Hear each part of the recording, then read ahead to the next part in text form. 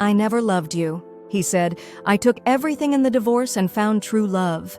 The words echo in my mind, a bizarre lullaby that keeps me awake at 3:47 a.m., staring at the cracked ceiling of my sister's guest bedroom. Not the first part, those cruel 4 words he spat across our kitchen island 3 weeks ago, but the second part, the promise I made to myself in the bathroom mirror that same night, mascara creating grotesque rivers down my cheeks. A promise that feels impossible now as I lie here, 34 years old with nothing but 2 suitcases and a heart that feels like it's been put through a paper shredder. Funny how your mind works in the aftermath of betrayal. Memories once sweet now turn sour, clues you missed now glaring obvious. The late nights at the office, the password changes on his phone, the way he stopped looking me in the eyes while we made love 6 months ago, the mysterious weekend conferences, the scent of unfamiliar perfume so faint I convinced myself I was imagining things, all the tiny fractures in our marriage I painted over with blind trust and the delusion of happiness. The worst part isn't even discovering the affair with his 25-year-old assistant. It's the realization that our entire 8-year marriage was built on quicksand. That's what keeps replaying in my mind. His face, so eerily calm as he explained that he never actually loved me, that I had been convenient, a stepping stone for his career, a presentable wife for client dinners, that my devotion had been useful until it wasn't, that my love had been unrequited from the very beginning. I feel my sister moving around downstairs, the early riser she's always been. 4 weeks ago, I was the woman who had it all. The successful husband, the beautiful home in the suburbs, the circle of friends who envied our picture-perfect marriage. Now I'm the charity case sleeping in my little sister's guest room, trying to figure out how my life imploded so spectacularly. My phone buzzes with a text from him. He wants to discuss terms. Tomorrow with his lawyer present. Terms. Like our life together can be reduced to assets and liabilities on a spreadsheet. My stomach clenches as another wave of nausea hits. I haven't kept food down properly since that night.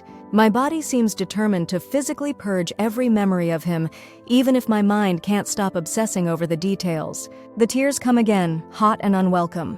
I'm so tired of crying, so tired of the pity in everyone's eyes, so tired of feeling like I've been hollowed out with a rusty spoon. I curl into a fetal position, hugging my knees to my chest as if I might physically hold myself together.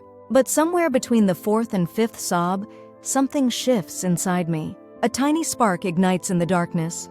He thinks I'll roll over, sign whatever papers he puts in front of me, fade quietly into the background of his new life with the younger model. He thinks I'm the same naive, trusting woman who believed every lie for 8 years. He has no idea who I'm becoming in this pain. The divorce papers arrived yesterday in a crisp manila envelope. I sat at my sister's kitchen table, hands trembling as I scanned the contents. He's offering a generous settlement. His words via email, that amounts to less than 20% of our marital assets.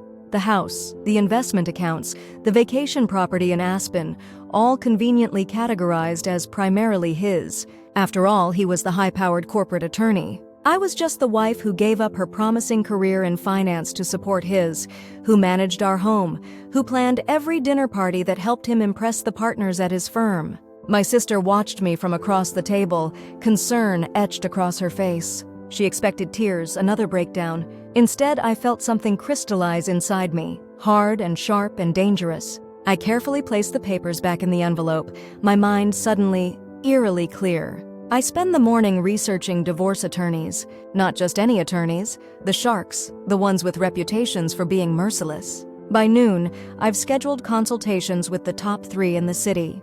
My sister raises her eyebrows when I tell her, a glimmer of approval replacing the worry in her eyes. The first attorney, Patricia Winters, has a corner office with floor-to-ceiling windows and a handshake that could crack walnuts. She listens to my story without interruption, her expression giving away nothing. When I finish, she removes her glasses and fixes me with a penetrating stare. Her assessment of my situation is clinical, precise. My husband has made critical mistakes. Overconfident men often do. He's underestimating me. He's been careless with documentation.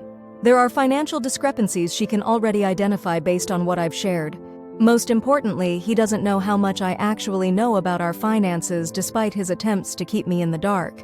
For the first time in weeks, I feel the corners of my mouth turning upward. Not quite a smile, but something adjacent to it. Something with teeth. I leave Patricia's office with a strategy taking shape and her as my new attorney. The subway ride back to my sister's house feels different. I notice the cool metal of the handrail against my palm, the rhythm of the train on the tracks, the kaleidoscope of faces around me. I'm present in my body again, no longer floating in a haze of grief. That night, I start a journal, not the emotional kind where I pour out my heartbreak, but a tactical one. I document everything I can remember about our financial history, every account I know about, every property, every time he mentioned a new investment, every conversation about money that seemed odd in retrospect, every valuable gift, every piece of art we purchased together. I work methodically, fueled by a cold, clear energy that feels nothing like the warm love I wasted on him for years. This new feeling is like ice water in my veins, bracing, clarifying, awakening parts of me that have been dormant.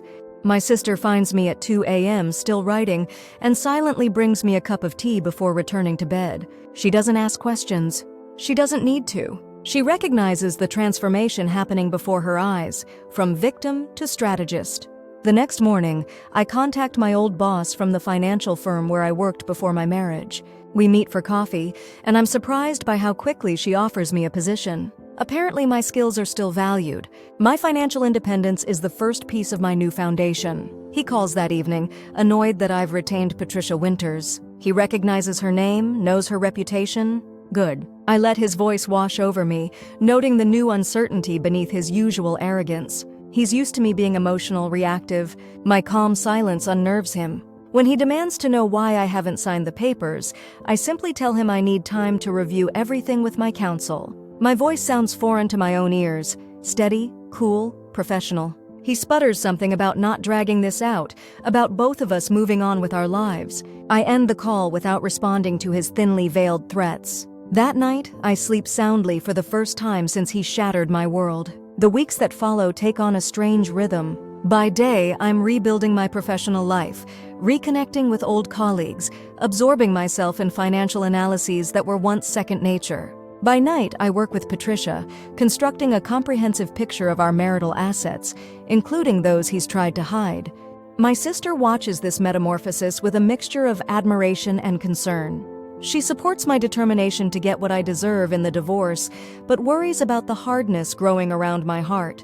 I catch her studying me sometimes, looking for glimpses of the sister she knew before. I wish I could tell her that woman isn't gone, just transformed. The butterfly doesn't mourn the caterpillar it once was. 2 months into the divorce proceedings, Patricia calls with news that sends electricity up my spine. His attempts to hide assets haven't just been unethical, they've been illegal. Tax evasion, misrepresentation of income, fabricated business expenses.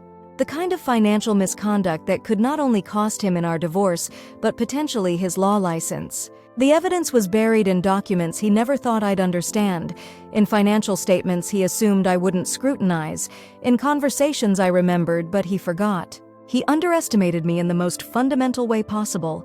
He thought I wasn't paying attention all those years. I sit with this information for a full day, feeling its weight and power. There's a moment of temptation to use it vindictively, to destroy him completely. The fantasy is seductive, watching him lose everything the way I thought I had. But something stops me from immediately pulling that trigger. Instead, I invite him to meet me alone. No lawyers, no witnesses. He agrees, likely thinking he can charm or intimidate me into accepting less than I deserve. We meet at a quiet cafe across town. I arrive early, selecting a corner table with my back to the wall. I want to see his face clearly in the natural light. He looks tired when he walks in, the first hints of aging finally showing around his eyes. For a heartbeat, seeing him sends a phantom pain through my chest, muscle memory of love that my body hasn't quite unlearned. But it passes quickly, replaced by a cool clarity. I wait until he's seated, until he's launched into his practice speech about being reasonable and fair. Then I silently slide a folder across the table. Inside is a summary of what we've discovered.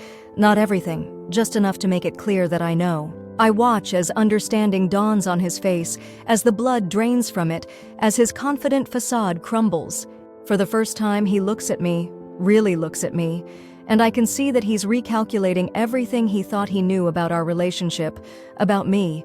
I don't speak. I don't need to. The folders speak volumes. When he finally finds his voice, it's not to threaten or deny. It's to ask what I want. Such a simple question, such a complex answer. I tell him I want what's fair. I outline my terms that Patricia has helped me craft. They're not vindictive, but they are comprehensive. They recognize my contributions to our marriage, to his career, to the wealth we built together.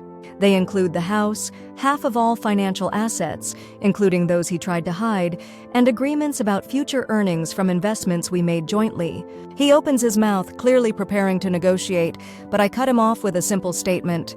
These terms are non-negotiable. The alternative is that I take everything we've discovered to the relevant authorities. His career, his reputation, possibly even his freedom, all hanging in the balance. I stand to leave, but pause to tell him one last thing. Not that I hate him, not that I still love him, but that I see him now, truly see him for exactly who he is. And that clarity is worth more than anything else I'm taking from our marriage. Walking out of that cafe, I feel pounds lighter. There's no triumph, no vindictive glee, just the profound relief of reclaiming my own power. His legal team contacts Patricia the next morning. They accept my terms with minimal modifications. The process that he hoped would take weeks stretches into months, but eventually, we reach the end. I sign the final divorce papers on a Tuesday morning. It's raining outside, a gentle spring shower that feels cleansing somehow. I move into my house the following weekend.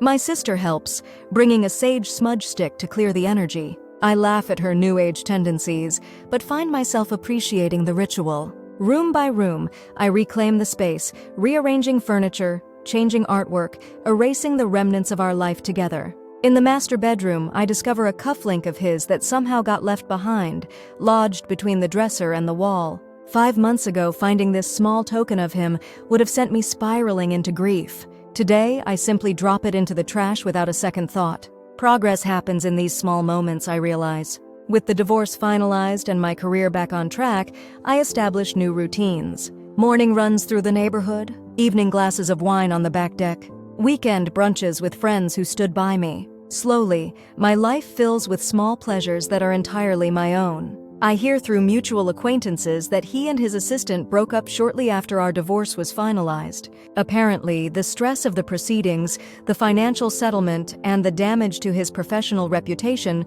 was too much for their relationship to withstand. This information slides off me like water off waxed paper. His life is no longer my concern. 6 months after the divorce, I attend a financial industry conference in Chicago. It's my first business trip in my new role, and there's something exhilarating about traveling solo, about being identified by my professional accomplishments rather than as someone's wife.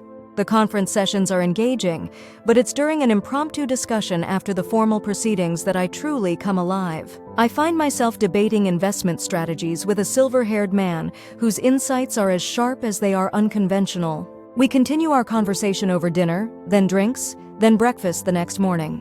His name is Daniel. He's a widower from Seattle, and talking to him feels like coming home to a place I've never been before. We exchange contact information before departing, both of us professional, neither making promises. But over the following weeks, our texts and calls become daily occurrences. He sends me articles that make me think. I share observations that make him laugh. There's no rush, no pressure, just the gradual unfurling of connection. 3 months later, he has business in my city. We meet for dinner, and in person, the connection deepens. He listens, really listens, when I speak. He asks questions not to fill silence, but because he genuinely wants to know the answers.